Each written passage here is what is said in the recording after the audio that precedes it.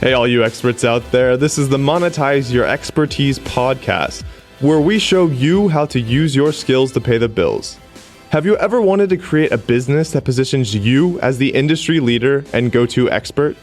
Join me every week to hear from amazing leaders and entrepreneurs who have successfully refined their skills in order to become experts and create extremely profitable knowledge businesses. To find all of the links and tools mentioned in this episode, just go to myepodcast.com. I'm your host, Grant Weherley, the online course guy, helping you every week to monetize your expertise.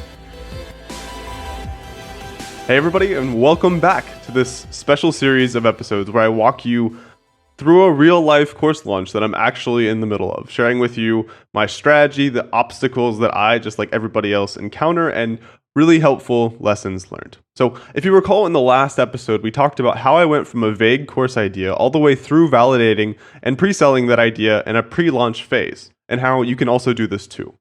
So if you haven't actually listened to that episode yet, it's the episode right before this one, you might want to pause this and go back to that episode before this one just to make sure that you get the absolute most value out of this series of episodes, because this one might not quite make 100% sense if you don't listen to that one first. Okay, moving on.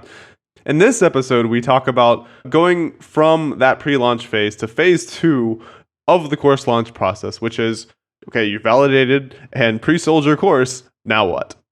I've talked many times before about the different options that you have for building courses. There's a lot of different types of content that you can create, different tools you can use, etc.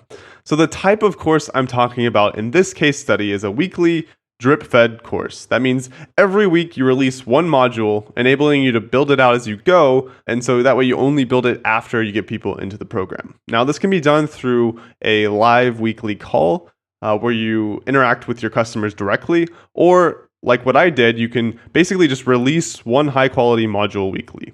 Now, for me, I prefer this a little bit over the live weekly call approach, just because I like to edit my videos and I'm better at an edited version of something than a live version of something. And I also didn't want to deal with the technical headaches of trying to get everybody on a live call every single week, because I live abroad, I travel, I'm in Asia right now. It's very difficult in terms of internet situation to get that to work out. But both are viable approaches. Now, in terms of actually the tools and platforms to use to build the course from a technical perspective, there are a lot of great tools to do that nowadays. And it's a great thing because, 2 to 3 years ago, it was a lot more difficult to build an online course. Now it's a lot easier. So here are some examples of what you can use. There are new WordPress themes that are very online course focused. There's Fedora, which is, I believe they just rebranded themselves to teachable.com. There's Rizuku, there's Udemy, there's Optimized Press, Summit Evergreen, ClickFunnels, Rainmaker. Basically, there's a lot of different options. And they all have pros and cons, and they're all sort of better for specific uses. But for me, I'll tell you what I used for this first version of the course. So I went with Optimized Press, as I had already bought it and used it before, and it's a sort of a one-time purchase price rather than a monthly like some of the other options. And it's actually not my favorite platform or tool to use, but it's pretty good for the price. And I also knew it would be difficult to integrate all of my content with something new that I didn't already have set up. So I went with the low bit barrier option and went with Optimized Press. Again, it's good, but there's actually better options out there depending on how serious you are with your courses.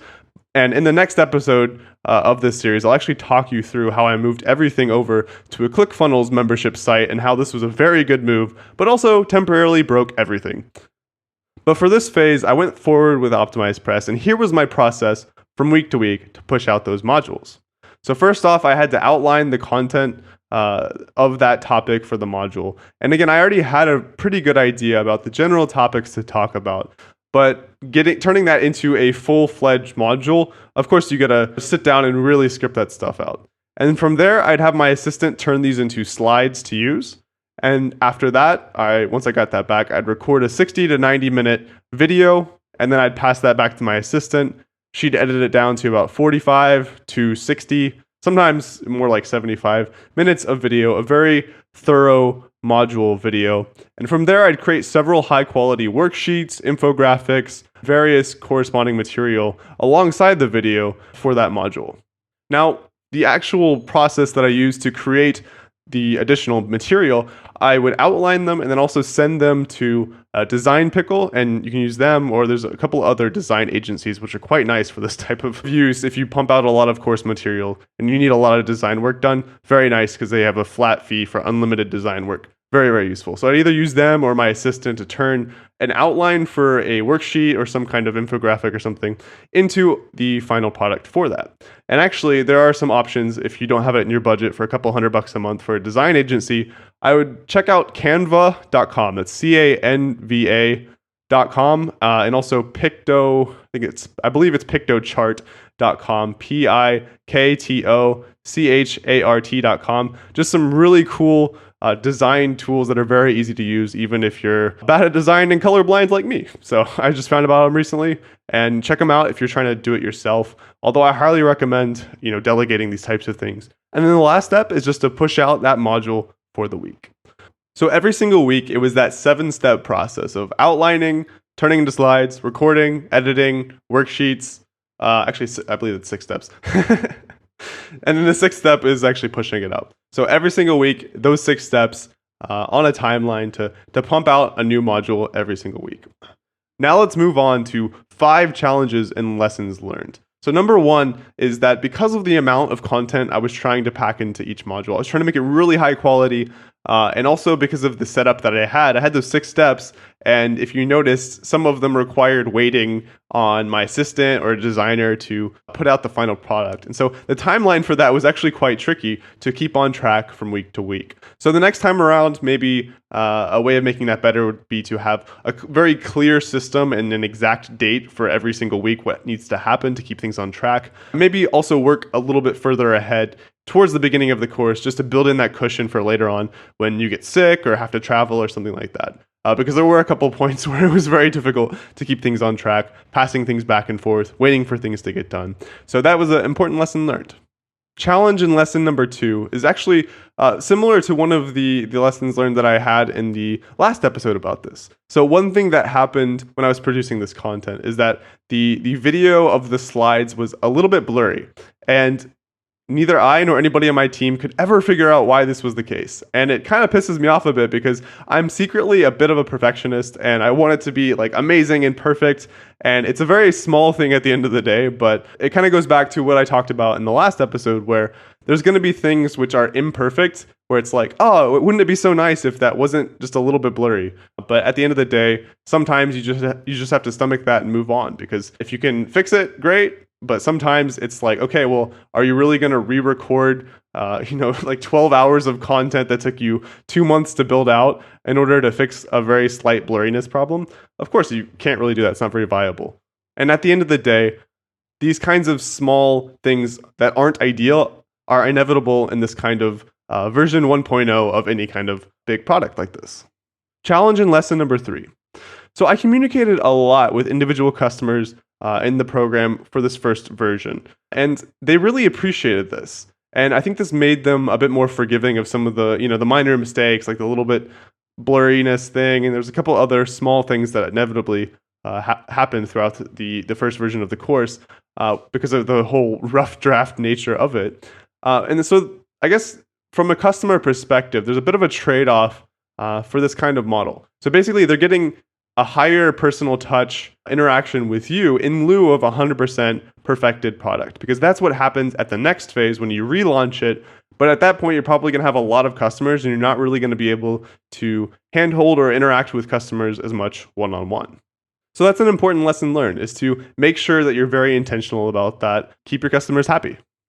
Lesson and challenge number 4 is that I actually tried to incorporate some accountability. So checking in with the people every single week and reminding them of various things. And I actually didn't hear much of a response when I was doing this. So later when I got busy and was struggling to keep up with the timeline at a couple different points when I had to travel and whatnot, I stopped doing this. And that's when I started hearing back from everybody because I found out that they actually really did appreciate that.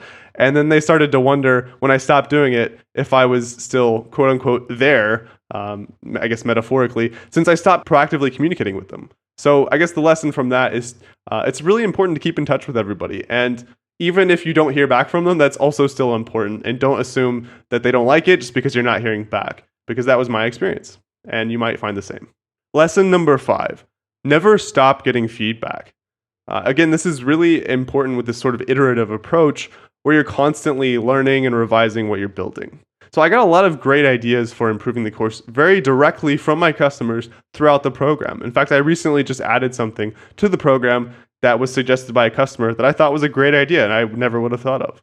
Awesome. So in this episode, we just covered the 6 steps to push out weekly content for your phase 2 of your course, and also 5 really important challenges and lessons learned from my personal experience of just having done this.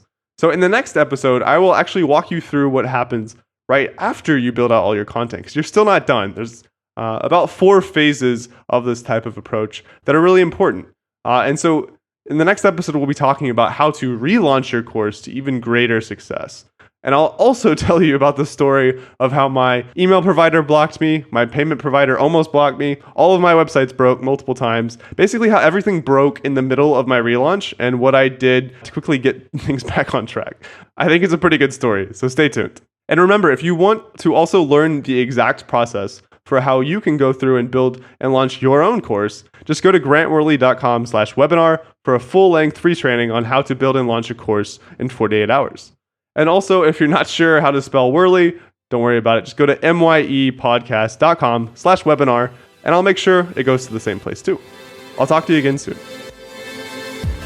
Hey entrepreneurs and experts, I just wanted to thank you for listening to this episode, and I hope you learned at least one new big idea that helps you evolve your skills and gets you closer to monetizing your expertise and creating that successful knowledge business. Make sure to hit that subscribe button on iTunes and Stitcher, and check out myepodcast.com for all episodes as well as the tips and tricks mentioned in this episode. Thanks again, and I'll see you next week.